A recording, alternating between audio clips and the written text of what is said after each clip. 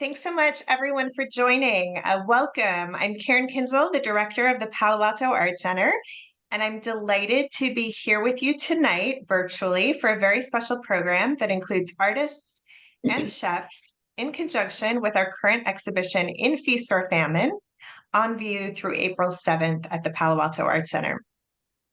If you haven't had a chance to see the show, I really encourage you to. We've been receiving such wonderful feedback from the community about the exhibition. Before I pass things over to our guest curator, Marianne McGrath, and start the program, I would like to acknowledge all of the people who made this exhibition and this program possible.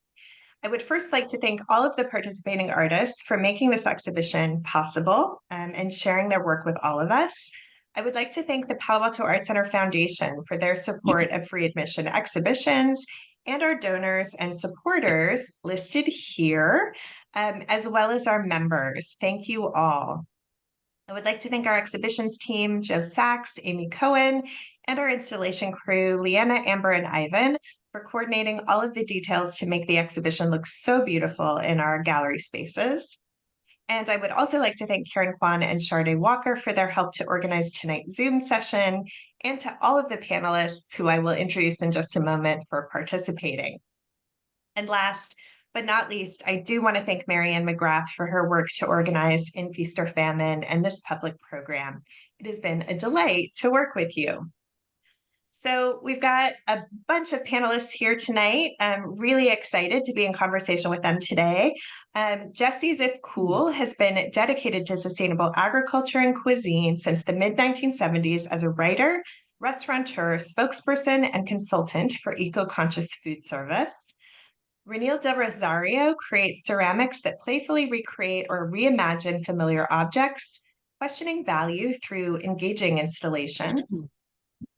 Kathleen Foley-Hughes has more than 25 years of experience as an event planner, fundraiser, and professional caterer who started and runs Ada's Cafe, a nonprofit corporation dedicated to hiring, training, and empowering employees with disabilities.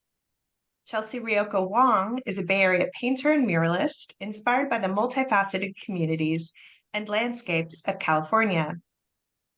Greg Siegel is a photographer whose portraiture and photo essays have been featured in numerous publications.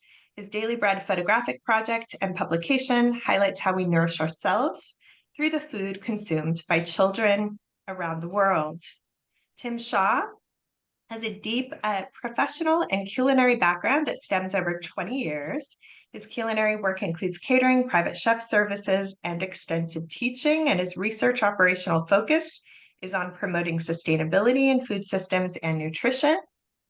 And Connie Zhang is a Chinese-born artist, writer, and experimental filmmaker based out of Oakland, who works with maps, seeds, food, environmental histories, speculative fiction, field recordings, and hand-drawn animation. And last but not least, Marianne McGrath is an independent curator and educator whose experience includes working in museums in both of those roles. And she is the curator of In Feast or Famine, and she will be the facilitator of our conversation tonight. Thank you all for being here, and thank you, Marianne. Thank you, Karen, and thank you to our panelists for joining us tonight. Before we begin our conversation, I'd like to invite all the artists and chefs to take just a few minutes to tell us about themselves and their work. Let's start with Kathleen Foley-Hughes from Ada's Cafe. Kathleen, please tell us about your work in Ada's Cafe. Thank you so much. I'm Kathleen Foley-Hughes, as Karen and Marianne said. I wanted to say thank you so much for this exhibit. I live really close to the Art Center. The Art Center is such a treasure, and this particular exhibit has such meaning because of the work that I do. Anyway, so Ada's is a community-based nonprofit social enterprise with a mission to hire, train, and empower adults with varying abilities and the neurodiverse through our work in our food service businesses. We have a cafe at the Mitchell Park Community Center, a commercial kitchen and catering business in Mountain View, and we do lots of educational and community outreach programs that are dedicated to youth who are interested in food, that are interested in their communities, and the work we are doing to create jobs and opportunities for the most marginalized members of our communities, those with disabilities. The unemployment rate for adults with disabilities is 80%. ADAS currently has 29 mission-based employees on our payroll, so we are proud of the delicious and meaningful work that we are doing. Thank you. Thank you, Kathleen. Next, let's hear from artist Greg Siegel.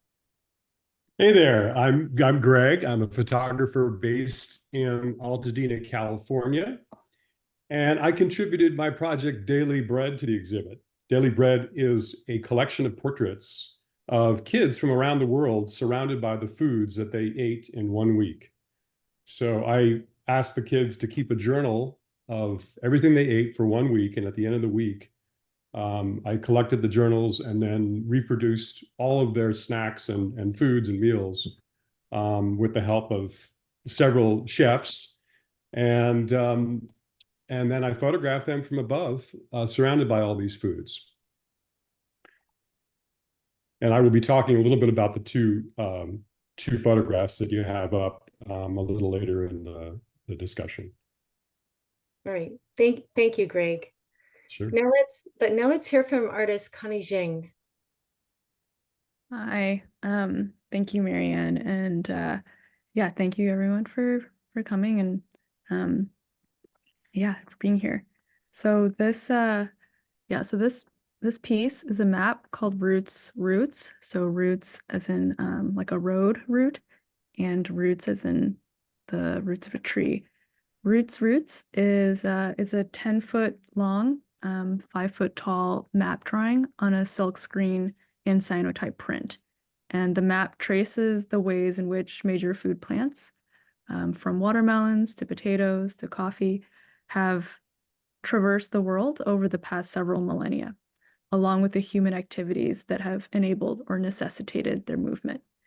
It's also a record of the different ways in which colonialism, slavery, and capitalistic enterprise have shaped not only what foods we eat and consider quote unquote native to a place. So for example, oranges are not native to Spain, despite the popularity of the Valencia oranges, and pineapples are not native to Hawaii.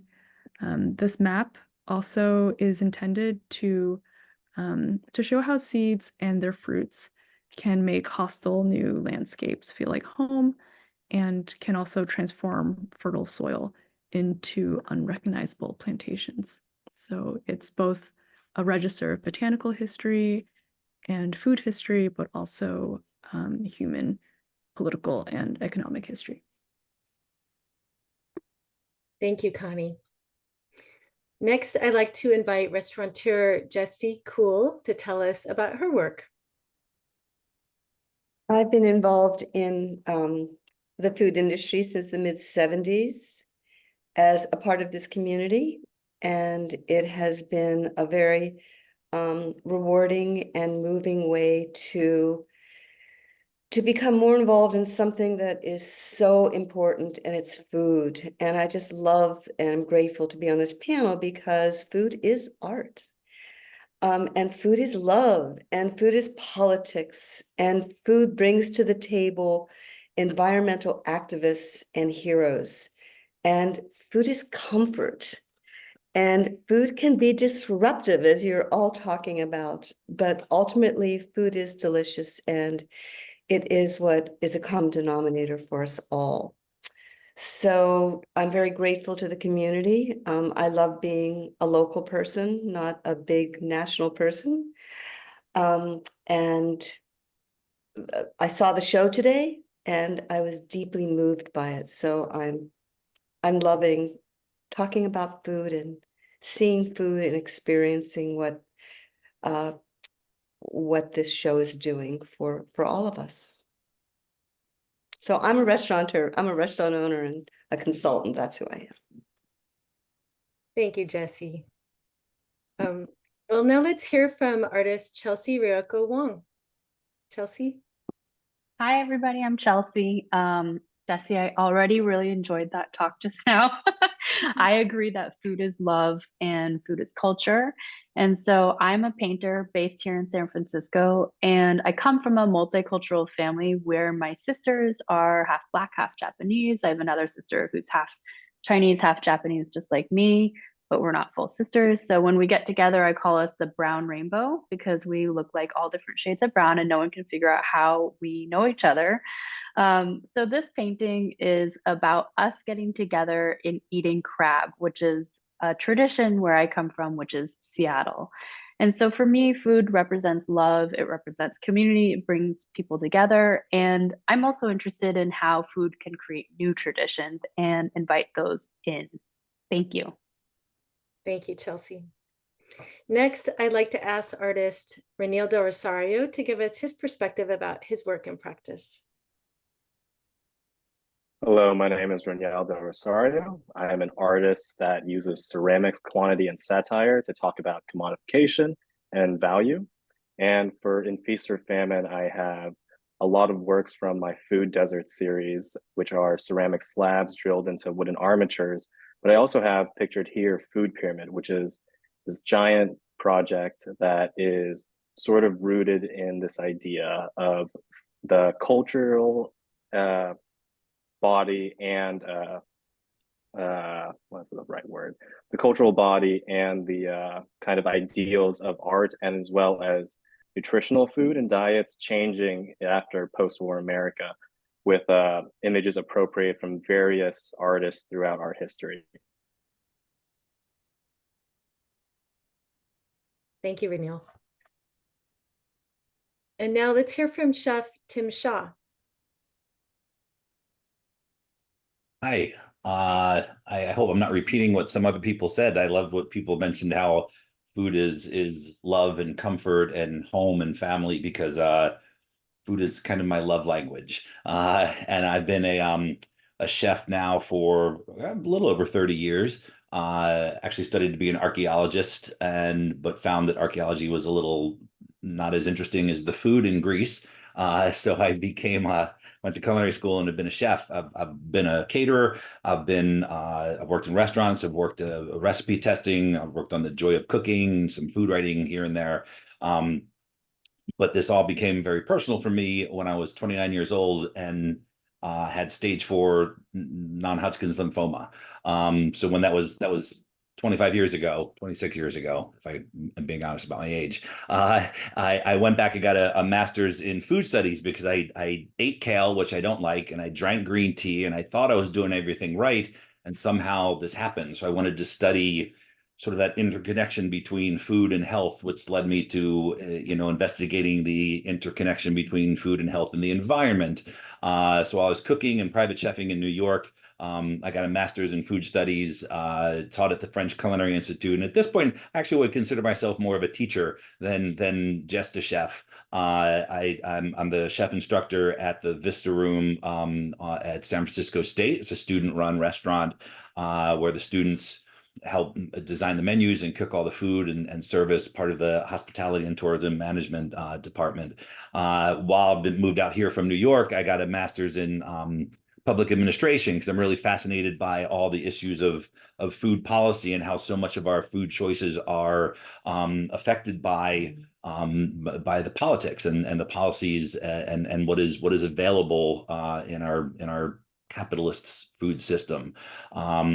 So I now teach about sustainability, teach about all that stuff that people just mentioned, food and culture. And as a chef, I'm really interested in food, but as a teacher, I love the whole idea of that saying of, to inspire people, don't show them your superpowers, show them theirs. And I love being a teacher and seeing students at the beginning of the semester who don't know how to cut an onion. At the end of the semester, they're, running the line and developing their own stories and their own connection to food. So that's what inspires me these days. Thank you, Tim. And now I'd like to start our conversation and ask all of you my first question. In Feast or Famine showcases connections between food and art, and this panel includes chefs and artists. I'd love to hear from all of you about what you consider to be the connections between food and art. Who would like to go first? I'll go. Thanks. Well, I love this question because I think there's such a profound connection between food and art. When we have groups of our mission-based employees and any new employees, one of the first things we talk about is that we eat with our eyes before we ever take a bite. So we work very thoughtfully to create food that's both delicious and beautifully presented. And visually beautiful food is as a creative expression of the love and care that is part of certainly the DNA of Ada's. You know, for our cafe, we often do theme-based foods for holidays and movie releases and societal upheavals. I know Jessie does that, and she's such an inspiration for all of us. Because of the work that we do, food it's kinesthetic, it's artistic and approachable in a way that allows our mission-based employees with disabilities to really learn and grow and experience food in whatever pathway works the best for them. I think I would add that food, beside it being visual, really, and this is art, but really does excite all the senses. And though we see food first, I used to often say that, well, someone who doesn't see can still enjoy food. So I think it brings forth what I think many artists feel is much deeper than just what they may represent in front of them. It elicits emotion, and with food, it's aromatics and beyond flavor, and seeing what the food is. I think it just gives a whole body experience, and that's actually what I felt today when I was at the exhibition. Was I just felt all of me reacting to it, and so that's a big part of art and food to me, is it's sensual. Mhm. I'll add on. Oh, Go for it, Chelsea. Yeah. okay. I'll add to that for me, I grew up around food and it's so important. And I really looked up to my father, who is this amazing cook. It's like anything he would touch turns to gold. And so, idealizing my dad, I always wanted to be a good cook, and I never really was there. And I started painting, and I have my artistic practice. And one day I thought about food. He said, "Food is art. This is my art." And so when I thought about food that way and cooking, it really kind of unlocked something about cooking for me, where when I thought about a dish, I thought about it as a composition, about it as a painting, where I'm thinking, oh, it's missing.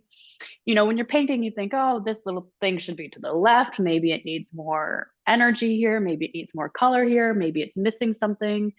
And when I think about food in that way, where I'm like, a dish is missing that saltiness, that acidity, or just that punchiness, that's what also unlocked me cooking food. Not to say that I'm a great chef or anything, but if I think about the two things being related as these creative practices, to me, that just deepens both of them so much. I really, I really resonate with what Chelsea just said, because my parents are also really good cooks. And it really is an art, like the way that my mom cooks. It's so intuitive for her, and you know, she doesn't use recipes. Everything is just like passed down from my grandma. And it was really like, I was smiling inside, Chelsea, as you were talking about food as a composition, because my parents always joke that Chinese food is not very attractive.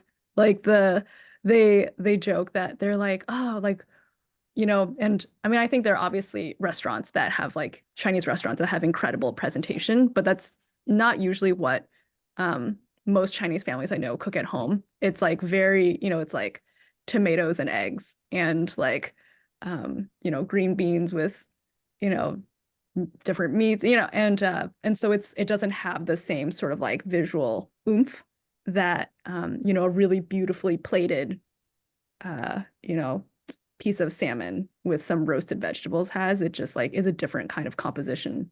And and I was also thinking about like how food has a really strong iconic power.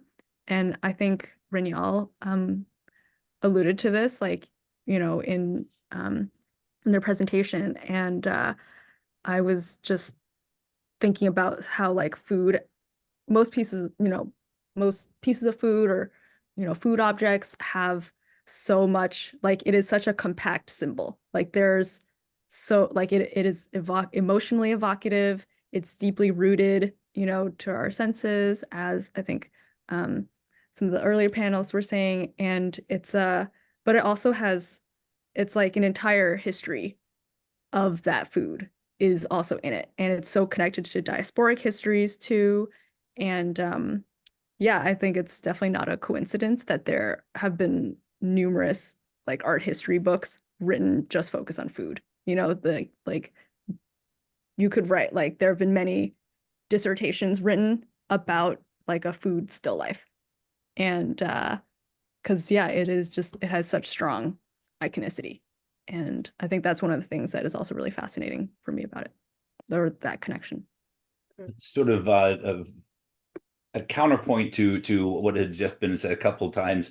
My mom was not a good cook, so I did not grow up with like a history of food. So what I've learned about food, I've kind of learned through my own experiences and friends and travels and stuff.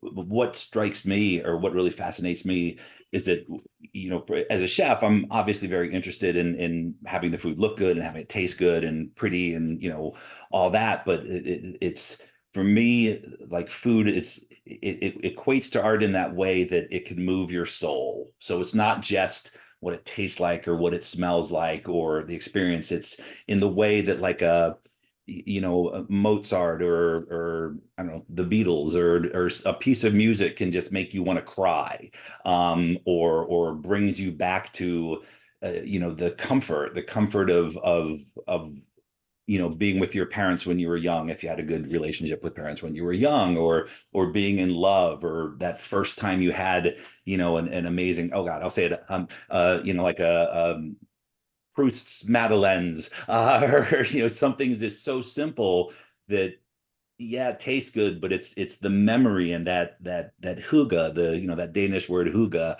that just encompasses the taste and the smells and the senses and the memories, that are also what you get from, like, the first time I saw Jackson Pollock's Autumn Rhythm, I sat there in awe for like 2 hours at the Met in New York. Or you hear a piece of music that moves you in the same way that foods can move you, and bring up these memories of comfort and home and culture and history.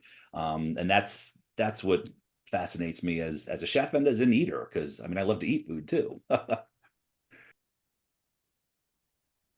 Well, maybe Yeah. go ahead. Oh, I was going to bring in my pitch about the connection between food and art.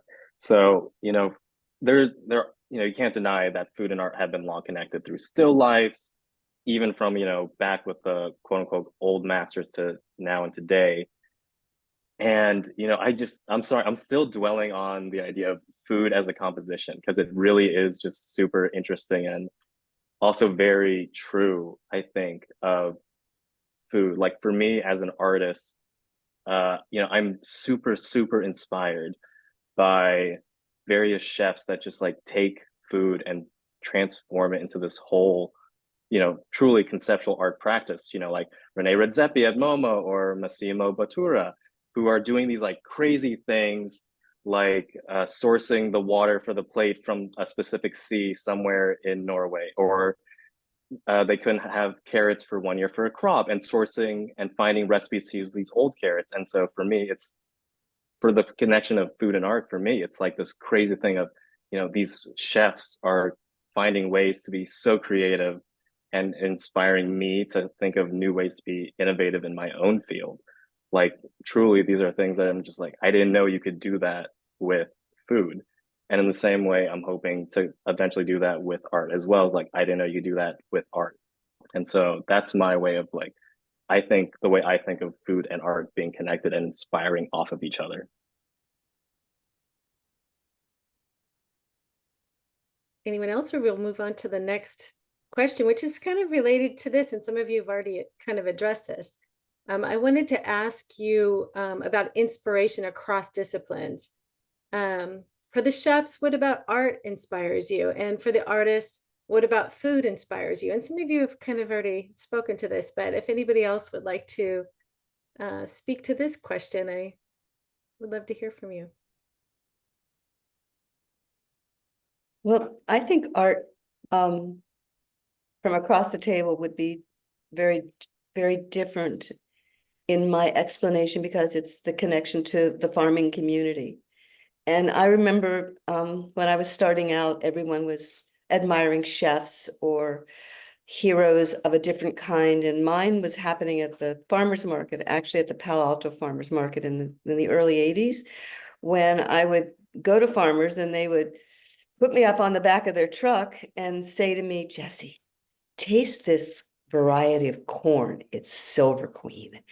And I would think, oh my God. And suddenly for me, that art of being able to grow food and make it delicious and have appreciation for how beautiful it is was something that was not taught in cookbooks and was not taught by, forgive me, the Western way of looking at cuisine. And so back in the 70s, I started learning a whole different perspective of what art and food was about. And I'm very grateful for those hero artists who were farmers. I totally second that. I've had that experience recently with a farmer introduced me to Castle Franco Radicchio, and I'd never seen anything like it. And I'm getting chills. And I'm like, I feel like such a nerd that I'm like obsessed with a chicory that's like this beautiful green and pink mottled and the texture and the flavor. And I'm like, how am I 55 years old and I'm just experiencing this taste? It's amazing what the farmers can do and what you lose when you just go to the commodity grocers and stuff. But I'll just add one more thing. Since we're talking about food and we're talking about visuals, I think you just mentioned that the visual connected you to another sense, the taste and the experience. So that visual can then lead us to much greater ways of being human or being happy.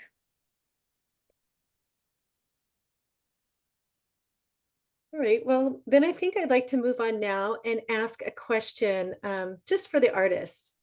The skills and techniques required for food and art mediums coincide with intuitive and spontaneous elements during the creative process. So I'd like to ask the artist, how does chance play out for you in making your work? I can go first and say that chance is 100% everything behind my work.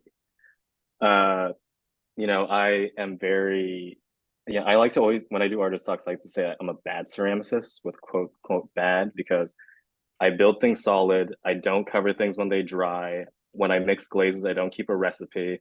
And when I put all that in the kiln, I'm sort of in this moment of whatever comes out is how it's going to come out. And so for me, chance is always there. And I think it's always riveting for me because I know the processes I did and I know the steps I did, but I always like that sort of, it's Christmas morning. There's going to be a surprise when I open that kiln, and there's just always some kind of wonder of what's going to happen, and always just running with whatever happens because I know that there was, I still did it and I'm still proud of everything that happened, even if it didn't come out the way that I expected.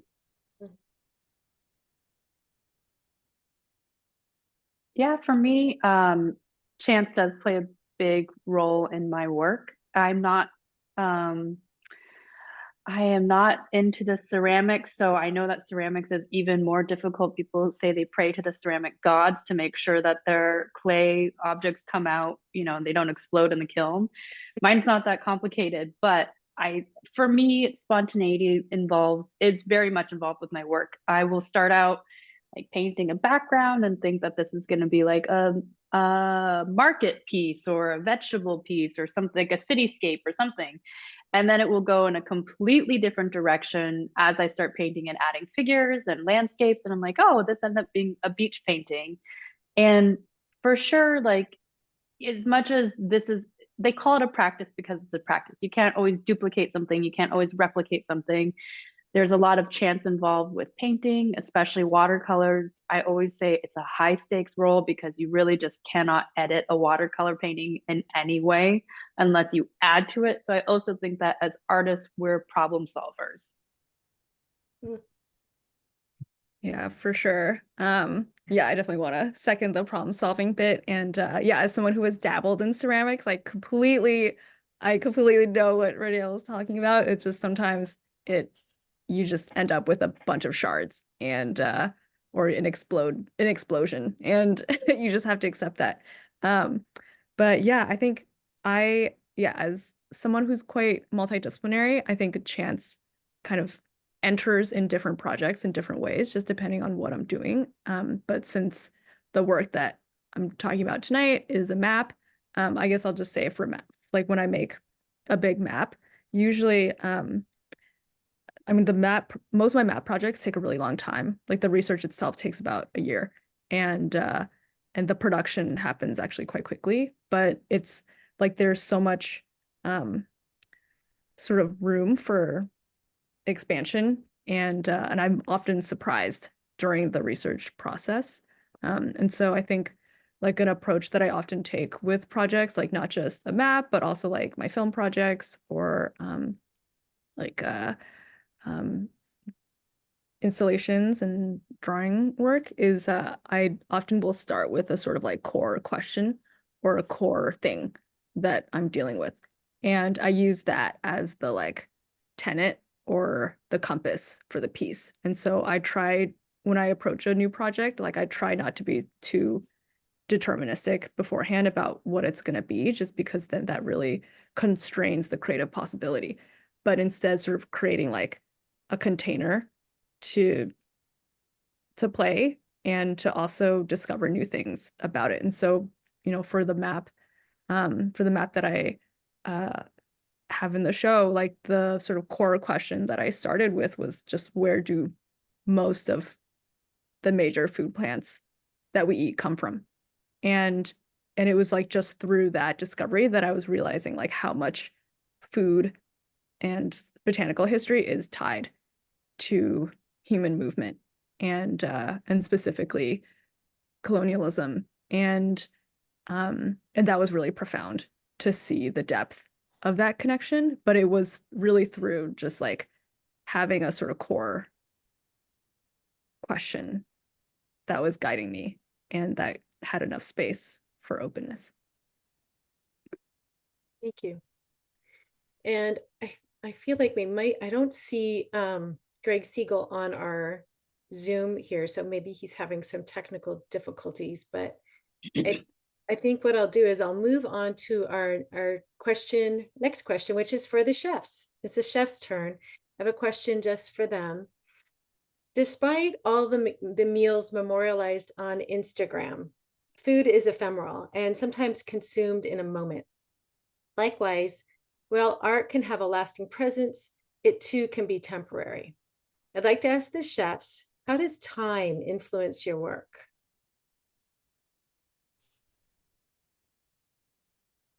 Well, time is everything.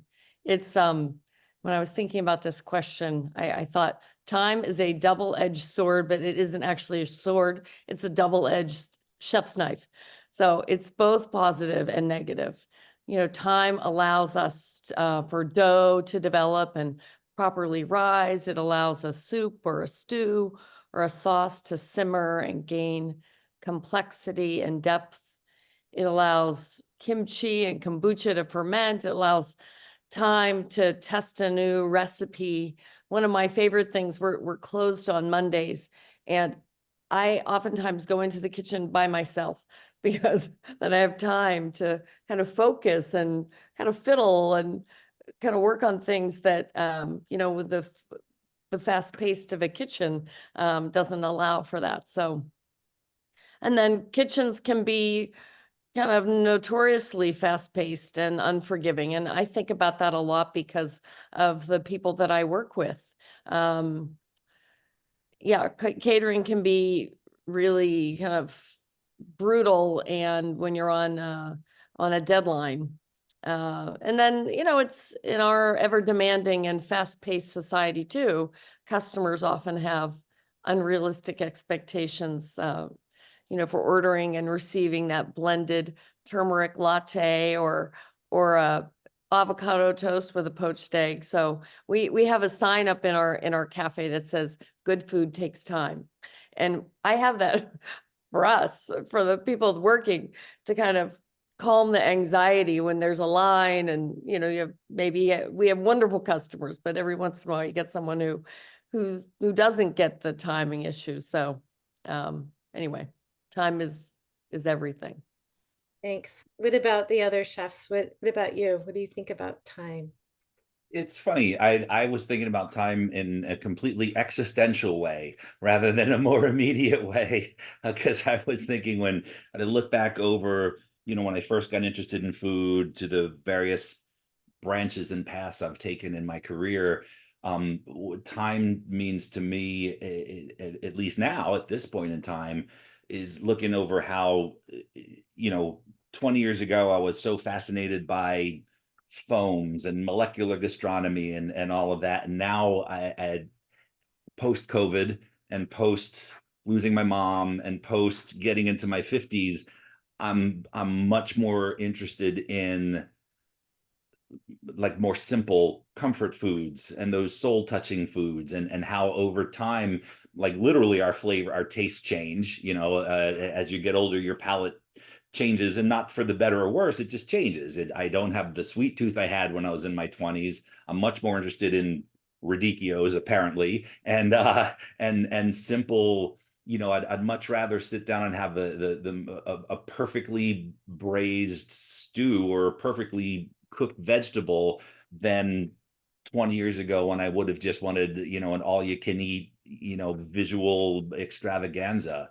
So for me, I was thinking about personal time and how your tastes, what I'm interested in doing now and what I'm interested in cooking and tasting and experiencing now is very different than what I wanted to do in my 30s, and probably will be different, if I'm still here for my 70s. And now as a teacher, getting students to understand that, they're learning how to cook is a lifelong task, and while it can be an art, it's also a craft, and you learn your craft and you hone your art along the way. And while it's great to have these conversations, for me, one of the funnest things about being in this business is that the only way you really learn about food and you really learn about wine is you got to go out and you got to eat and you got to drink, and that's how you learn what food and wine are and how they work together. And understand that your taste and your interests are going to change as you get older, and that's totally okay, and that's life. Yeah. Well, thank you. And Jesse, what about So you? I'm in my 70s, and I started in my 20s, and I did not think of myself as a chef. I was a woman cook who had to really spend decades figuring out what it meant to be in an industry that was very different than my belief. But looking back, I actually know that being connected to organics, which was considered lunatic fringe, being connected to the community rather than being a rock star television chef, inspiring women and young people to stay connected to farmers and real food was really hard. And fast forward, I remember one night at the bar at Fleet Street, somebody leaned in and said, "Jesse, how does it feel like, wow, to have everybody using words like farm to table and thinking that food is art?" And I leaned over and I said, "I guess we were right, and some things don't change." So as far as time goes, I think food is food, and it's a great place to also learn as artists do. And you've been talking about being able to forgive yourself and make mistakes. I mean, as cooks, we blow it all the time, and in art, you have to go back and do something again. So I think the element of time and forgiveness is a place that can easily come through food and what you create. Yeah, thank you. So now, thank you everyone for your responses to those questions. And now I have some questions for specific panelists. And this first one is for Connie. Connie, the climate crisis is the global concern of our time that is impacting everyone. And we're interested in hearing about how you have addressed issues around sustainability in your work. Along with the practical benefits, have efforts to promote sustainability inspired new innovations or creativity in your work? Thank you, Marianne. Yeah, I think I mean, I've been, quite interested in bringing this issue into my work for a really long time, and I've been sort of testing out different ways to do it for a while. And I was finding, my first short film was really focused on environmental injustice and toxicity, and I was finding myself sometimes frustrated by the conversations that I was having. And so then I really wanted to try to like change tack and see if sort of like a more participatory approach would lead to more interesting conversations. And so I actually started by I started this seed making workshop, as I call it, a couple of years ago, called Seed Almanac. And it's a project where I asked strangers to to make seeds out of clay with me. And I just give them the prompt, if you could have any seeds with you at the end of this world, what would they be? And it started out, and so it really was just, I started out kind of as a container to like a sort of easy, almost whimsical container to talk about climate change and food scarcity with total strangers, because that can be a sort of difficult topic for some people to get into. It's very paralyzing for a lot of folks.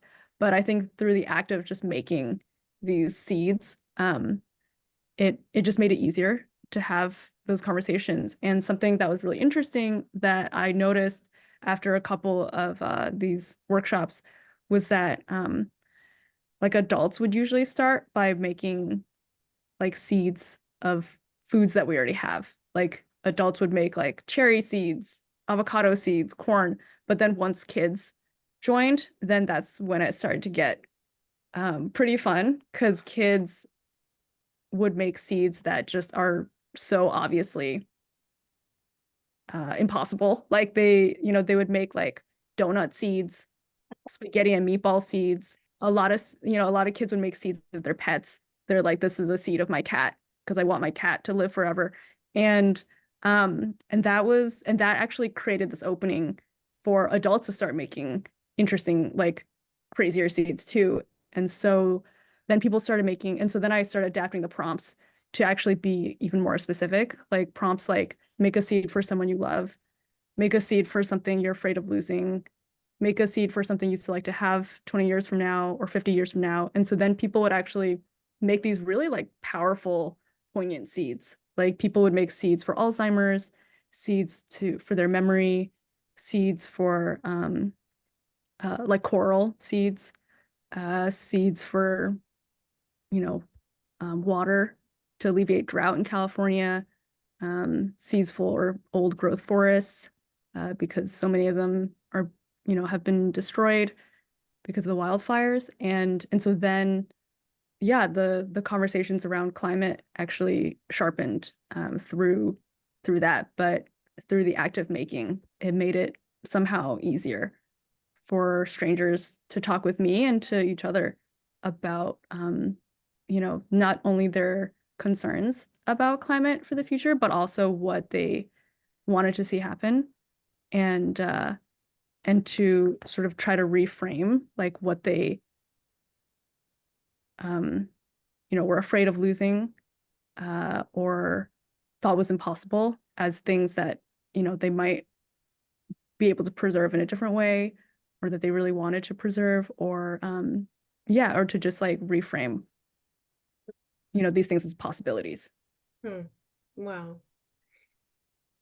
Thank you. All right, well, I wish we could make seed to alleviate our problems. It's a wonderful way to start thinking about possibilities. All right, well, so next I have a targeted question for Jessie and Kathleen. Labor equity is essential in both the culinary sector, and in arts and culture. Can you share initiatives, experiences, or stories where you've seen bright spots within your community?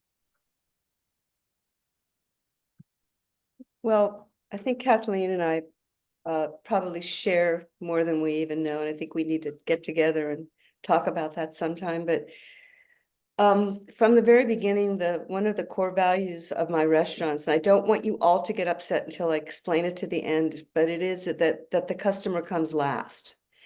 And with that, it means that we are taking care of people from beginning to end who are growing our food or taking care of the environment, not putting pesticides or any kind of poisons into the water, the soil, or especially the people who are producing our food, whether it's local or global. I mean, how dare we think that we can pay less for food and do that elsewhere? But customers, when they come into our restaurants, they just want to have fun and they just want to experience pleasure. And so our job in my company is beyond now where the food comes from. That's kind of established, but COVID proved more truths about taking care of people, because the only people left were considered essential workers, the ones cooking in our kitchens to keep our restaurants alive. And it actually showed me more examples of people farming and getting the food to us because we all still wanted to eat. It just proved even more that if we take care of the people who are taking care of us so we can have a good time eating, then that means that if those people are cared for and get health benefits and vacation time, decent hours to work, time to be with their families, then customers will get taken care of.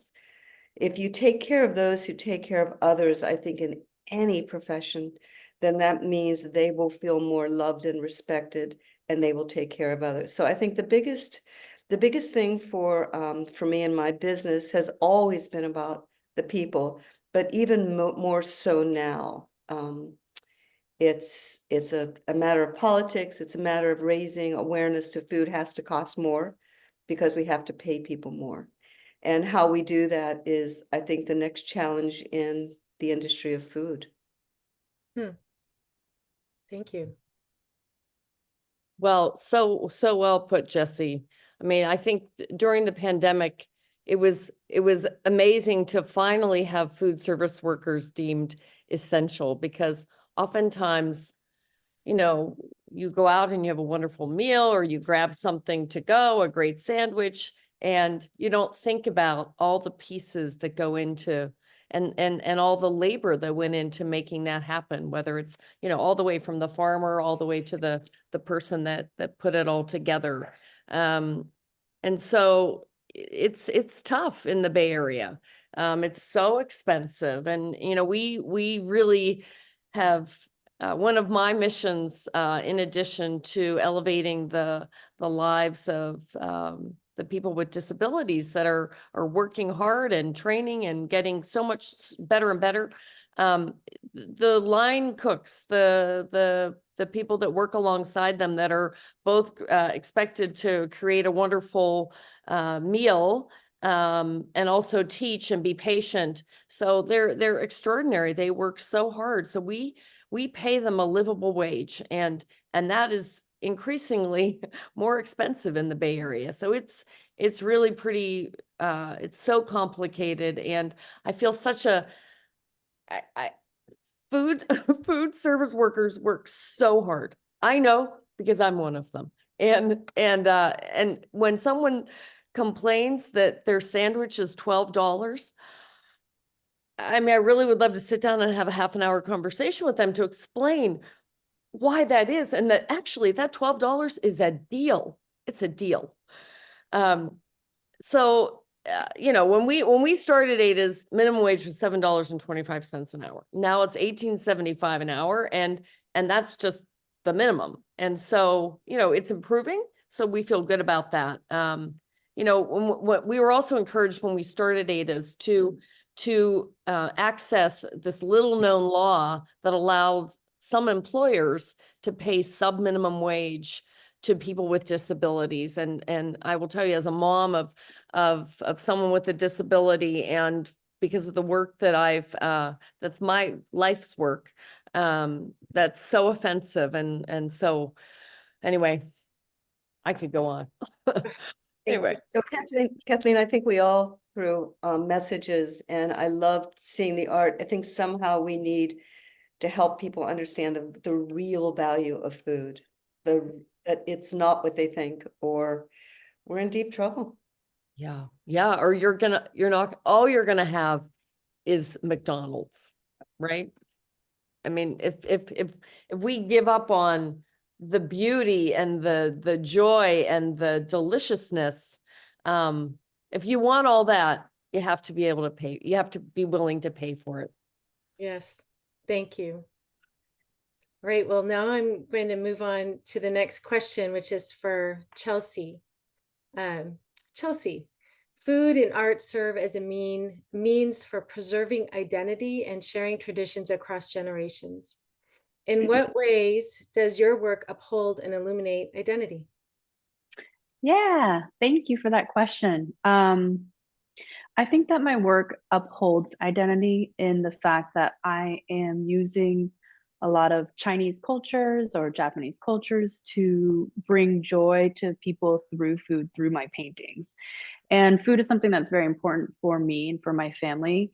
I also think that the paintings and the narrative of the paintings doesn't uphold a tradition. In fact, I think it creates a new tradition where the paintings are really asking people to try a food that they've never tried before, sit down with people that they've never sat down with before, and make that a tradition, because I think that traditions can be anything to anybody, right? We're in an ever-evolving world, and I don't think that food should have to stick with one sort of culture or lineage. Something that my family does is we have like a Black soul food Japanese fest where we make fried chicken and we make sushi. And it totally does not make sense in any sort of traditional food model, but for our family, it totally makes sense. And I think that's a fun tradition that anybody and everybody should take up. So I think that there's, for me, there's a nod and respect for what came before me, of course, but also trying to make it democratic, trying to invite everybody in. Mm-hmm. Well, thank you. Thank you.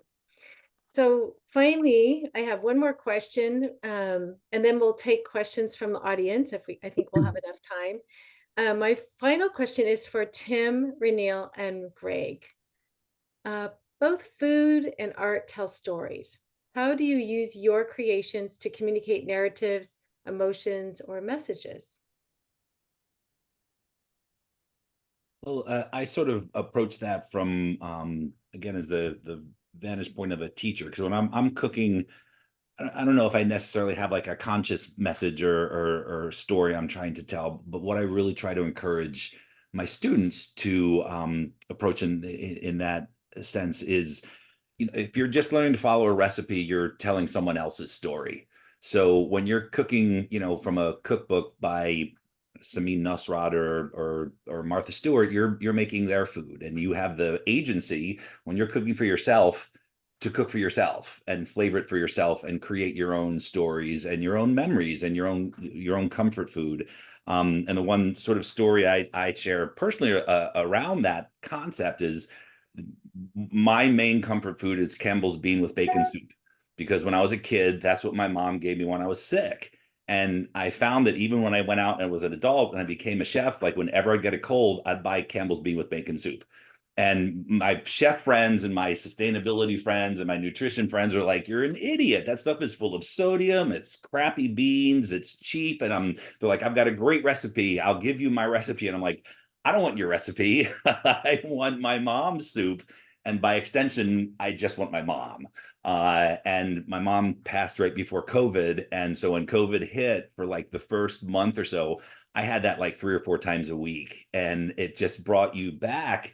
And that story, it's that concept of how food can be so evocative and bring back memories of comfort that I try to get my students to realize that when they're cooking, they're creating those experiences. So don't cook it to someone else's judgment. Don't cook it to someone else's, perfection or whatever. They have the right to do that for themselves. And it's amazing how some people, they get so tied to the recipe or so tied to, is this right? Is this right? And I'm like, do you like it? Does your family like it? Then yeah, it's right. And that to me is more interesting than just my stories, except for that one. I like that one. Well, Tim, I want to say I can relate to you so much on that comfort food.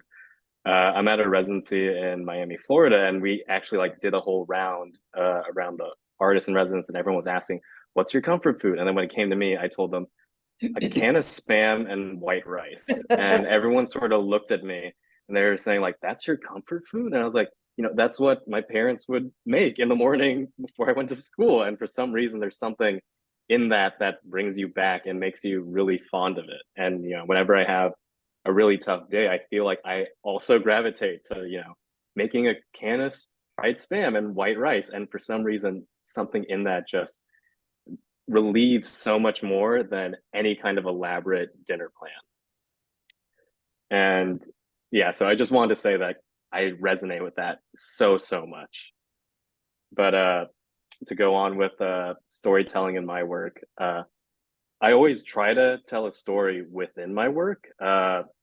Within my practice, I'm making these fake establishments, fake stores, fake advertising kind of billboards, and I'm always trying to run some kind of satirical narrative through all these projects. And I'm trying to sort of emphasize these kinds of bad things that happen through these corporations that run these kinds of businesses or do these kinds of advertisings. And that's always the kind of story I'm always trying to tell within my work.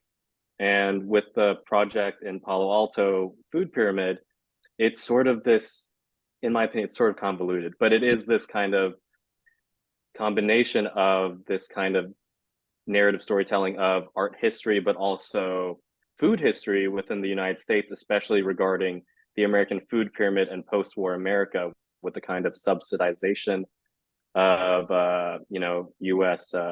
Goods such as grains and wheat and things like that, and how that was having a really big part in early American food pyramids. And in the same way, in our history, there are certain kinds of artists that have a very, very predominant stand in art history. And with Food Pyramid in Palo Alto Art Center, if you look closely, it is a piece that is falling apart. It's cracking at the seams. The white in the background is crumbling and cracking and crazing.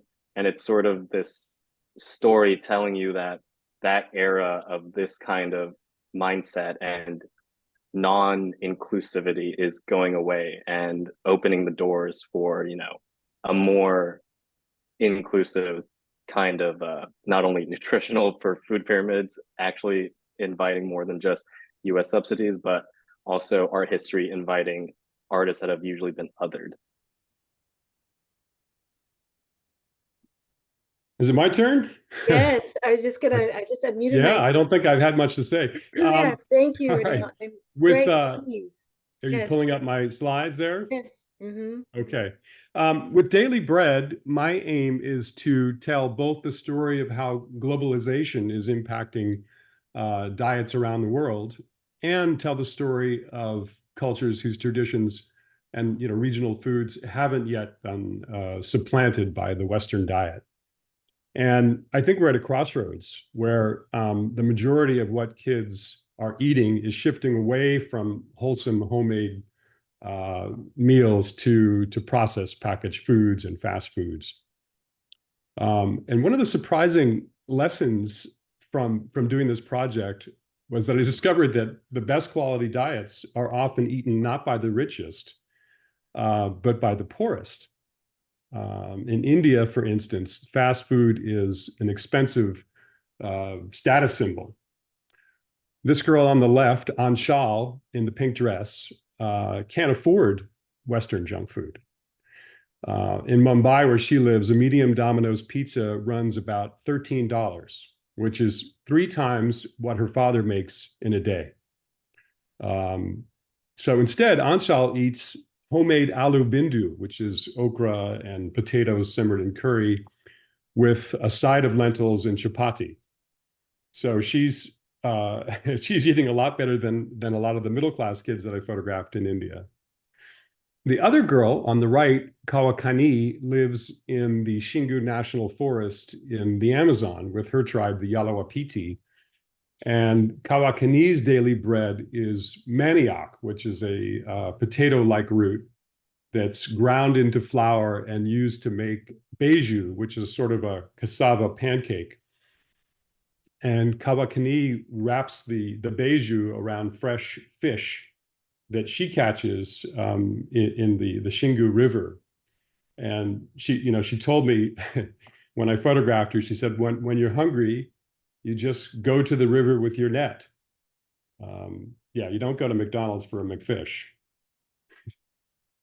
So in the course of doing this project, I was thankful to find communities throughout the world, where slow food will never be displaced by junk food, and where home cooked meals are still the bedrock of family and culture, and where love and pride are sensed in the aromas of stews and curries.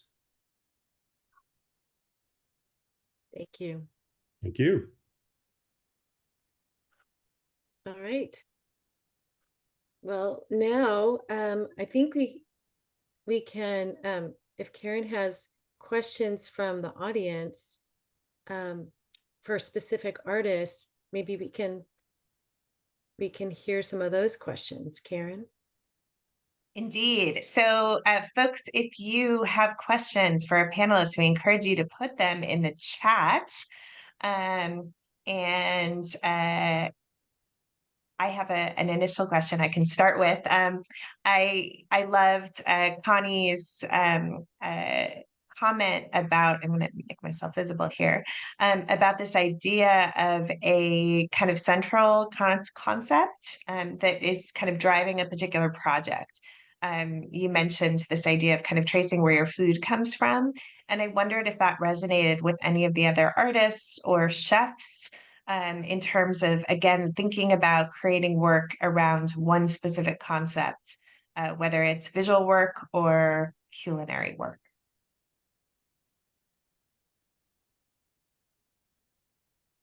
Well, my food and my wine have always been local. And again, it wasn't very easy or trendy, but I think it's proven to fast forward to the young, the next generation, the next torch that's taking us forward, that connection in food and art is very, very important. Stay close to your community.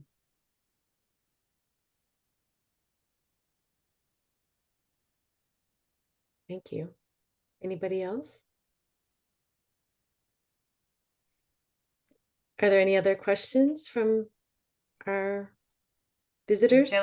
No? I don't see questions. Could it be possible there are no questions? I just want to remind people that if you're in the audience, you will not be able to talk. I need to actually allow you to talk. You can raise your hand if you would like to share a question. I can then unmute you, or you can place any questions in the chat.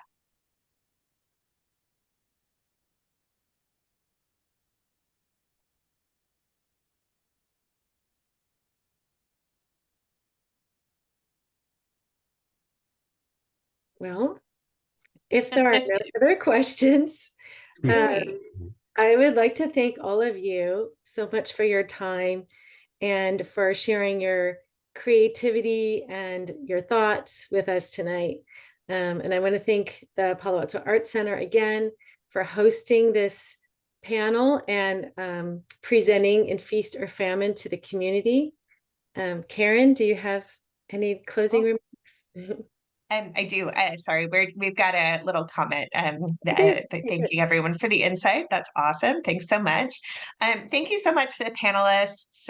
Really appreciate all of your time and your thoughts.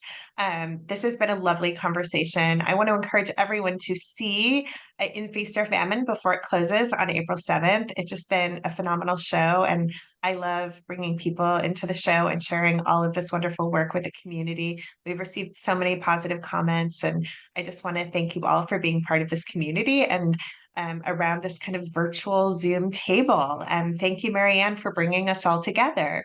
Thank you. Thank you, everybody. Thank you. Thank you Thank all. you. What a Everyone. great experience. Thank you. Thank you. All right. All right. Bye. Bye. Take care. Bye.